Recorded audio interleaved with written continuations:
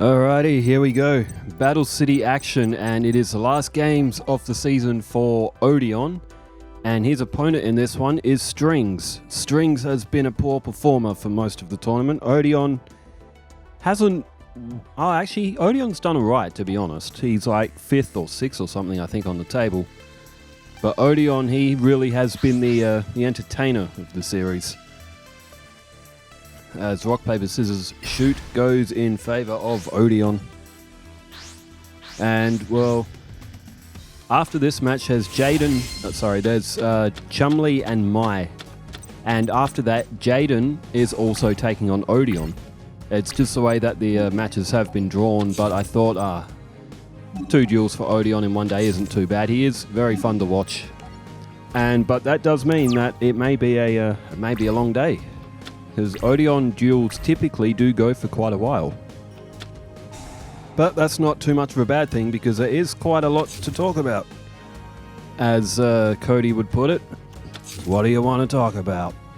So, alright, Strings has started off with infinite cards. He's got a face-down defense, and so he didn't go in for an attack. There's Metal Reflect Slime for Odion, and Embodiment of Apophis has been flipped up. There were a lot of comments that came in overnight from yesterday's duels, so I will flip over to that. And just in terms of the gaming world, there is just so much happening right now. That looks pretty much where we were up to. Okay, 2 face downs from Odion. 7 Tools of the Bandit got rid of Embodiment of Apophis. And now Strings, we're up to turn 4. Strings goes with another defense. Not interested in attacking by the look of it.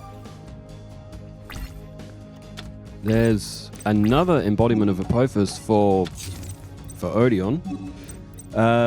Let's start off with Joe Loads 7893.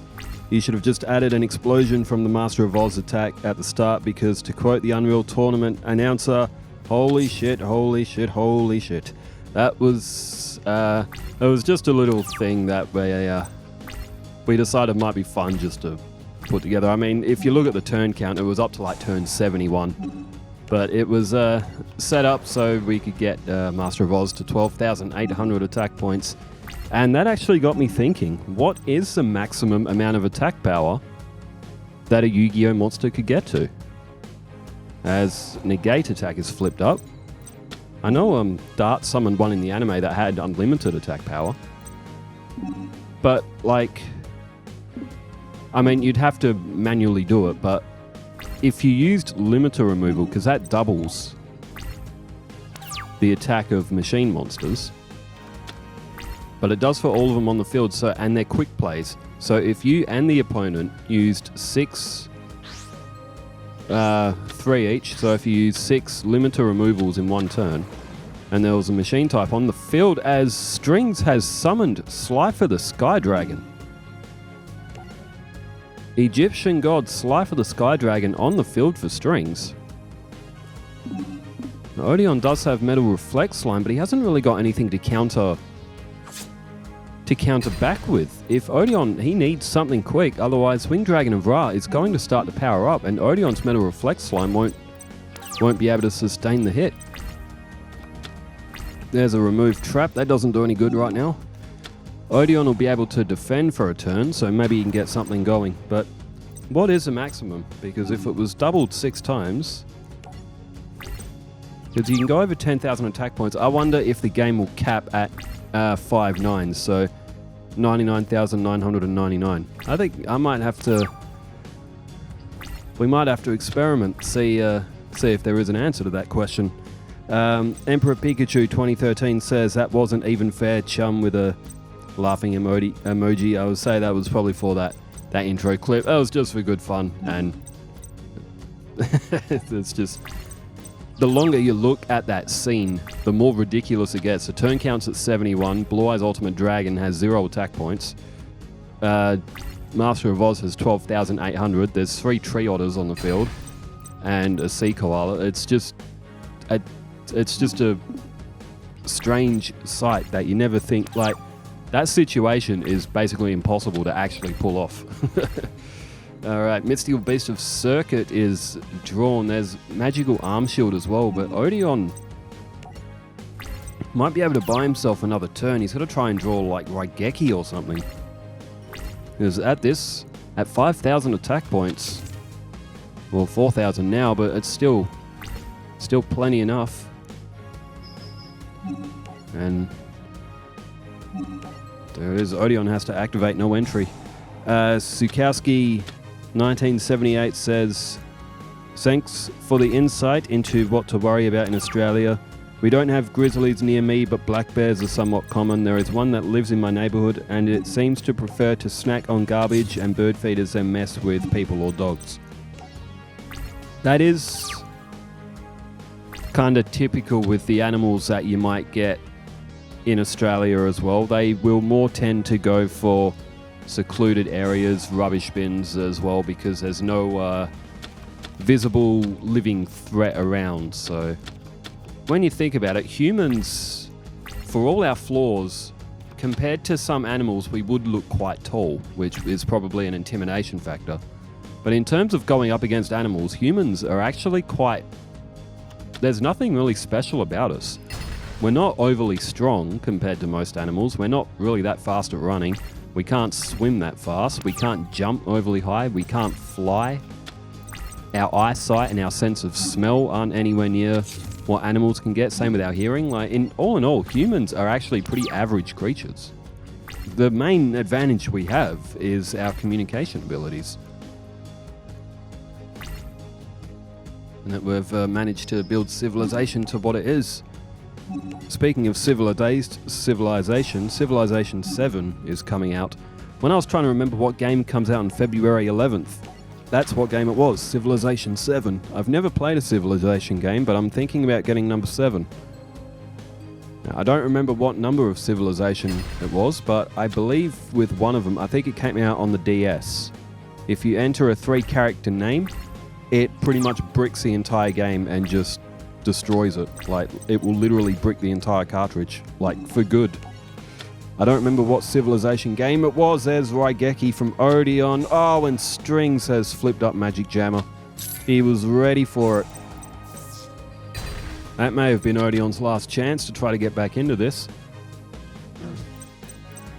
Okay, Michael Page 2507 says, Masha Slamovic is the TNA Knockouts champ. That's the name. I've seen her name once or twice. I don't know. I don't see TNA stuff. It's very difficult to access in Australia. I do know though that there's a little bit of controversy with Tessa Blanchard sort of getting that somewhat of a push as well, as she's made some comments in the past which not everybody would agree with. Let's put it like that.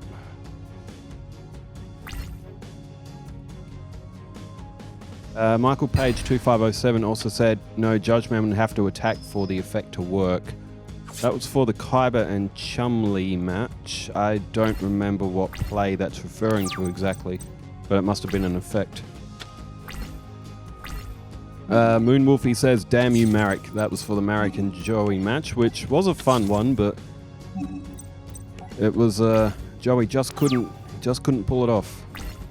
As Odion has got Cobra Jar, and he is still facing down Slifer the Sky Dragon, and now Strings, after being fairly patient, is now starting to load his up his army. So while Slifer the Sky Dragon sweeping the field, Strings is getting more attack power to the field here. Now he's just taken Beast King of the Swamps. He's taken a lot of damage from it as well. That may have actually been a bit of a misplay. Magical Arm Shield. That's one where you've actually got to read the text on that very carefully, because yes, a monster does go. Probably read it as you select another monster on your opponent's side of the field, but no, you bring it to your side of the field. Either way, it's not like Strings was short on life points. even with his 2 effects on the field, which would have taken another 1,000. It still wouldn't have put strings down that much. Odion is very quickly running out of options. And Moonwolfie says, for the actual duel, Chum beat Kyber fairly easy in that first match and came back in the third to take the match. As soon as I saw the board in that first pre-duel bit, I knew Kyber was screwed. My thought process, okay, it's turn 71 and they still have 8,000 life points. Kyber has a precious Blue Eyes Ultimate Dragon, but Chum has Master of Oz that is powered up with Invig and Beast Fangs to be stronger than the Dragon. Oh, and Chum also has 3 Tree Otters powered Master of Oz up to 12,800. Oh, and for good measure, he played Sea Otter. Make the Dragon 0 attack points, which he did, then destroyed Kyber with that super powered up Master of Oz. Kyber would be losing his mind, he just couldn't fathom losing like that.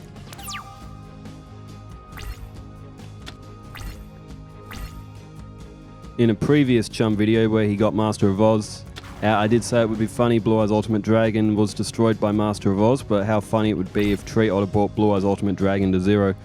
I didn't anticipate whipping Kyber out with 1 attack while doing so.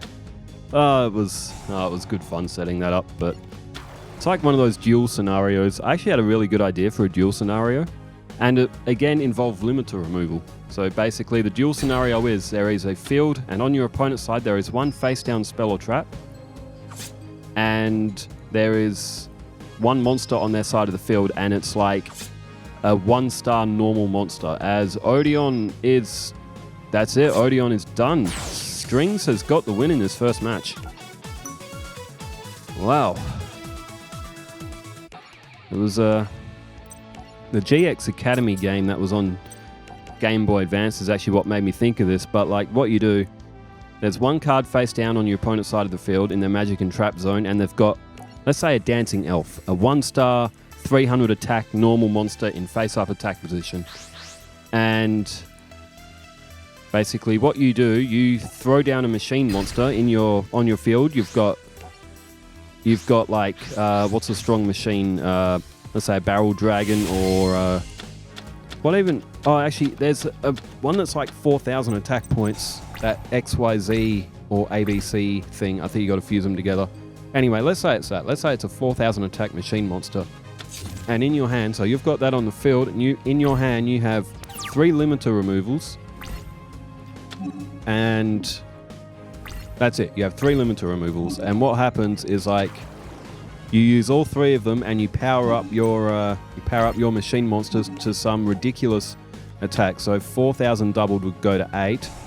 8 doubled would be 16,000, and then 16 and 16 is 32. So you get your machine monster to 32,000 attack points as you stare down the dancing elf with 300 attack. And just for good measure, the opponent has 32,900 and whatever the number is to make it exactly 0 life points. And as soon as you go for the attack, the opponent has 4 cards in hand as well. I might have forgotten that.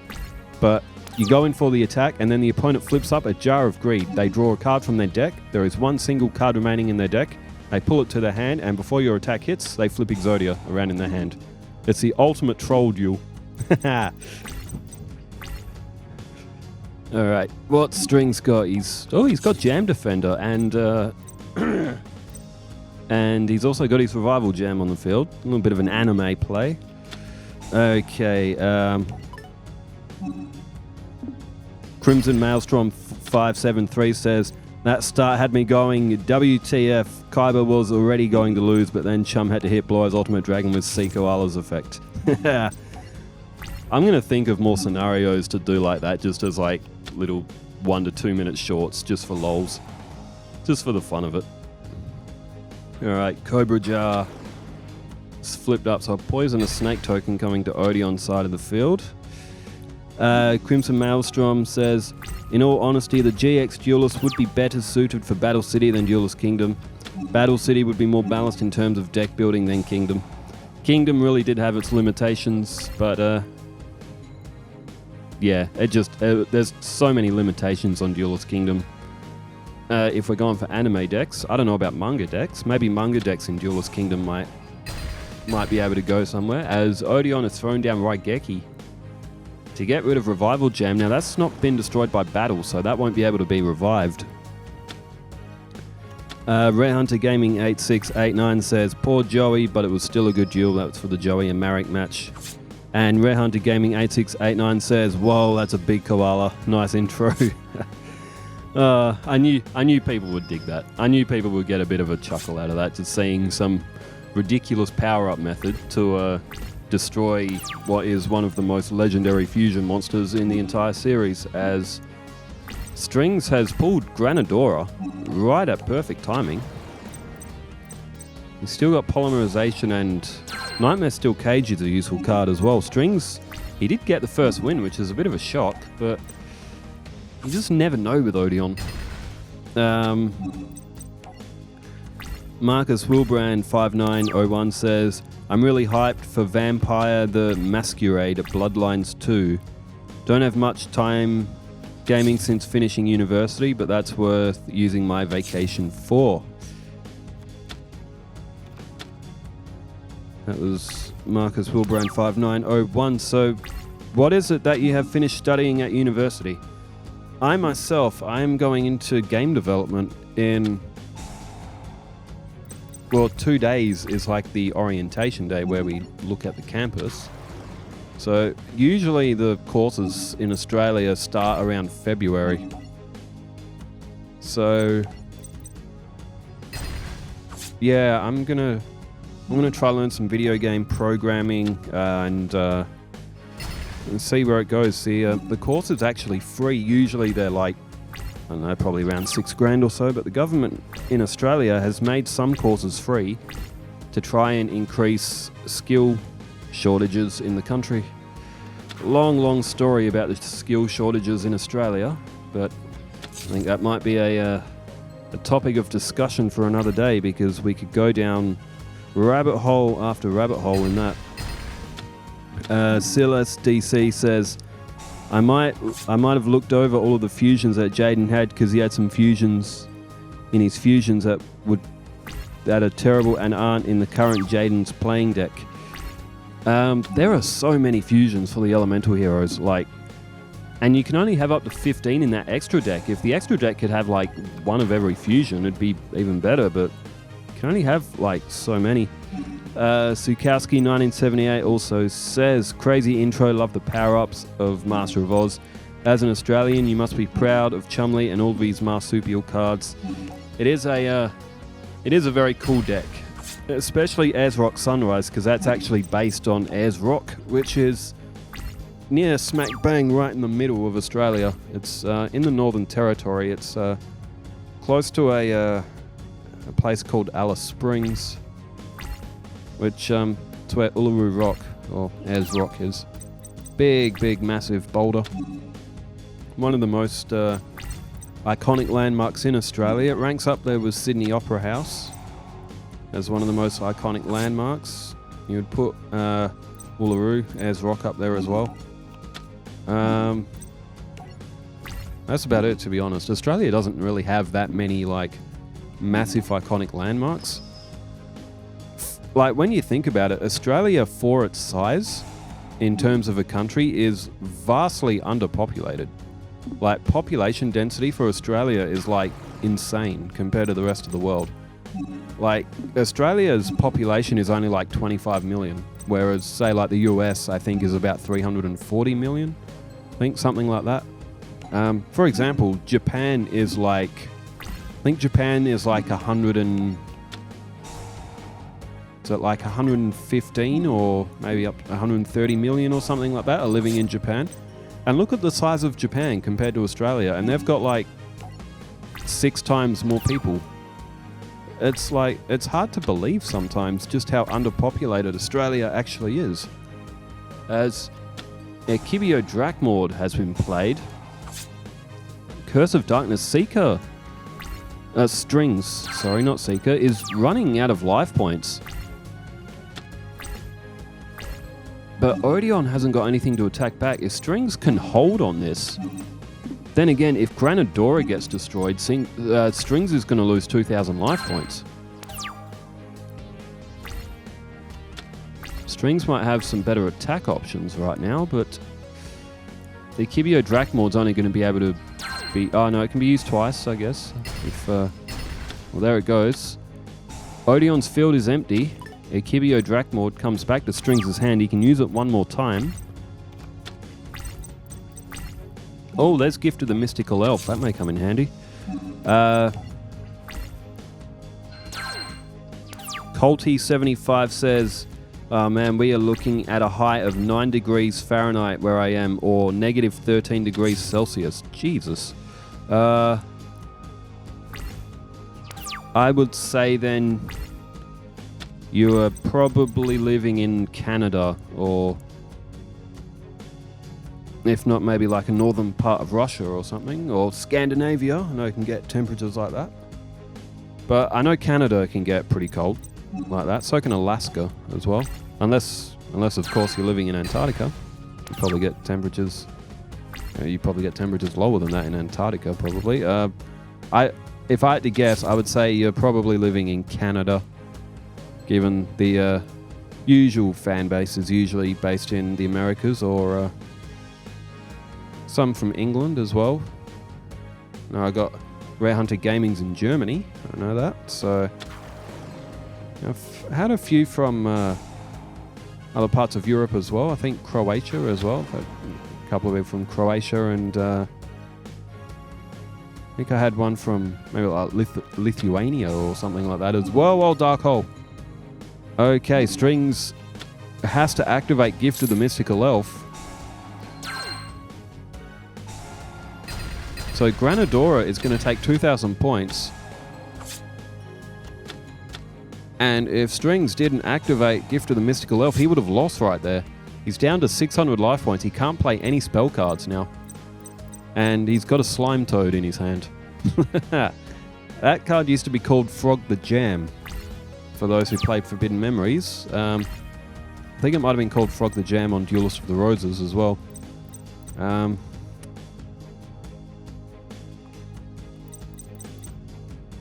Okay, Strings, well, does he go for an attack, or does he... He's got to try and get Slifer to the field or something like that, the way he won in the first match. Well, it's a long and tactical match, as it is with Odion. Katomi758 says, Jaden vs Gravekeepers will be the biggest test for Jaden's deck. It'll be interesting to see how long that video will be. That would be a good match, though, Jaden and the Gravekeepers. BC Lagnese, that's a new name. It's a Pikachu icon as well. And Kaiba owns Duel Academy. Kaiba always loves to flaunt money.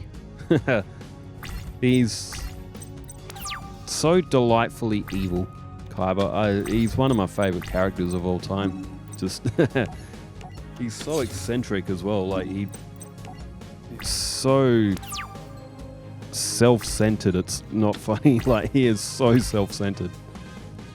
Mr. Ryant1 says, Kunai with Chain wouldn't have helped Joey win. You can only switch a battle position if you activate it in a response to a monster's attacking. Actually, yes, that is correct, actually. That's well spotted, actually. Crimson Knight 4713 says, what's the deck for this one? Does it use pure E hero, or are the masked heroes in it too? Not for this one. This one for this Jaden Battle City deck. None of the... It's just elemental heroes. There's no masked heroes in this one, but masked heroes is something that we will get into as well. We will do some runs with them against... will the masked heroes be too strong for Battle City? Maybe not. Maybe we'll find out one day. That's what this channel is for, answering all of these what-if questions that Yu-Gi-Oh has, and there is an endless amount of Yu-Gi-Oh what-if questions. Alright, Odion has he flipped up that Tiki Soul, and now he's got two monsters that he can attack with here, and I don't think Strings gets through this turn. There goes D and Keto. That doesn't work. It'll take 1,000 points. Mr. Hootie Hoo RDK says, we believe, zero fear, yeet. Yeah, that's for the Joey and Marek match. That's those are some WWE references for those who aren't WWE followers. We believe in Joe Hendry. Oh man, wouldn't it be so cool to see Joe Hendry in the Royal Rumble? I reckon we will. I reckon Joe Hendry will make a cameo appearance. As there we go. All right, match 2 has gone to Odion, so we're 1-1. I'll tell you what, it was a tactical match. Odion just got the better of him in that one. Odion just got overwhelmed in the last one.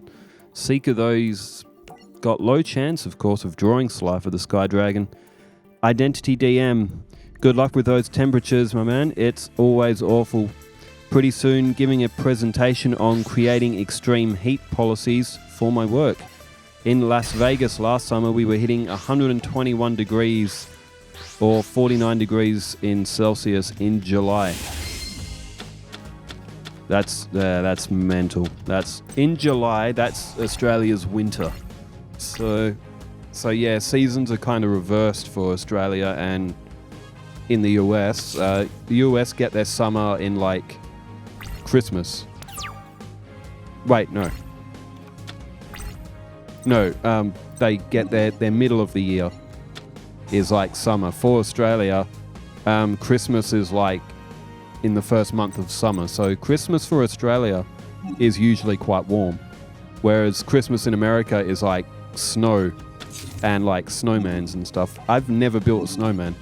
I've never actually seen legitimate snow before. As I know that'll come as a big shock to some people, but literally I have never seen actual legitimate snow. The closest we've got in Western Australia is like, we do sometimes in winter, it'll be cold enough that we might get a little bit of ice build up around like windows and stuff. Like a few times I've come out to my car and like there's a very thin layer of ice that's on the windscreen that I've had to use water to get off. Also, if your windscreen ever frosts over, don't use hot water to get it off. Just use like regular, not warm tap water or something. Just and then just get like a brush or something. If you use hot water to get ice off a windscreen, likelihood is that you will crack and break the windscreen. But yeah, Australia and America's seasons are pretty much opposites of each other. When I went to Japan, Japan's peak summer is in like April and May, which again is kind of like, that's like autumn for us. I went to Japan in the month of May in 2023 and like it was warm. Like there was one day where it like poured with rain and like it was still really, really warm. And when I was going along the azalea gardens in I can't remember the name of it, but oh man, I was going through like this forest area. Really, really beautiful place. It had like lily ponds and stuff around, but the humidity was like insane.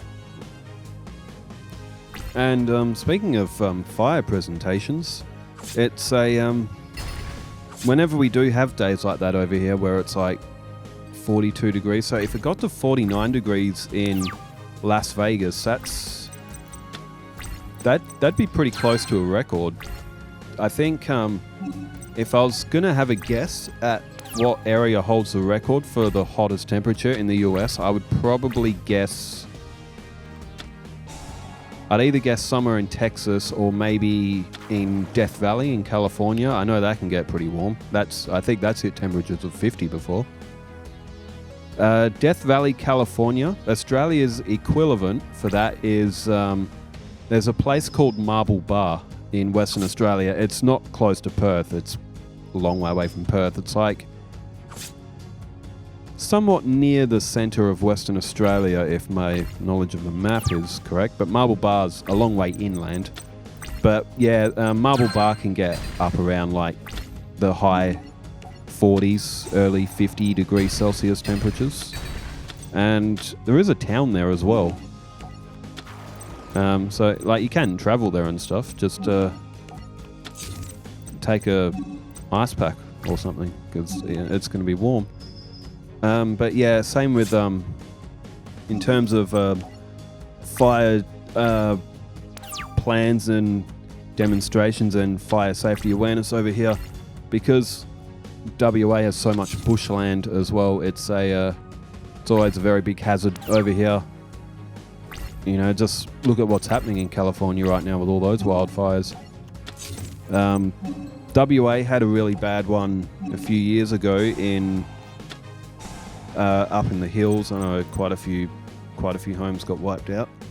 And a little bit before that, down south, there was a massive one which wiped out a town called Yarloop. So, but yeah, it's there's actually this fire safety video. I would bet that everyone's seen it before, but it's a humanoid slime. I am watching this match. It's just nothing's really happening. It's a lackluster match, but Strings has performed admirably. Still anyone's game. Odion doesn't have much. Oh, okay, now he does. Haha. Sorry, Strings, I might have just jinxed him.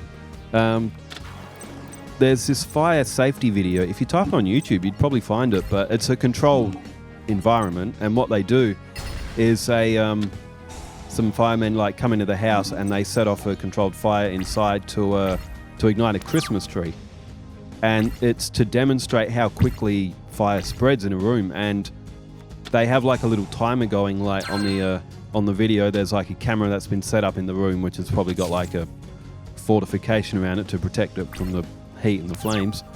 But within 30 seconds, there is a very, very small flame to start, and that ignites on the tree, the Christmas tree. Within 30 seconds, that entire room is engulfed.